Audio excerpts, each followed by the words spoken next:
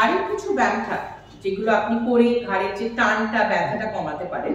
সেটা হচ্ছে এই হাত দিয়ে এটা এইভাবে ধরুন, ধরে কানের উপরে ধরতে হবে, ধরে আপনাকে উল্টো দিকে কাঁধে এইভাবে টান টান করতে হবে।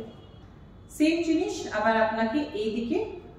নাম্বার 2 হচ্ছে আপনাকে একটু উপরের দিকে তাকানো, সিলিং এর দিকে তাকাবেন না কিন্তু বিমের দিকে। 45 ডিগ্রিজ একটু হোল্ড করুন, 45 ডিগ্রিজে হোল্ড করে 10 সেকেন্ডস হোল্ড করতে হবে, তারপরে ছাড়ো। নাম্বার 3 হচ্ছে এই যতটা পারেন বডিটাকে স্ট্রেট রেখে নেকটা দিয়ে একটু পুশ করে এদিকটা টুয়ার্ডস রাইট। হ্যাঁ, যতটা আপনি দেখতে পাচ্ছেন এইভাবে যতটা বডিটা স্ট্রেট রেখে আমরা নেকটা থেকে মুভ করতে পারি পিওরলি, তারপরে টুয়ার্ডস রাইট লেফট এই দুটো মুভমেন্ট ফ্রি রাখতে হবে।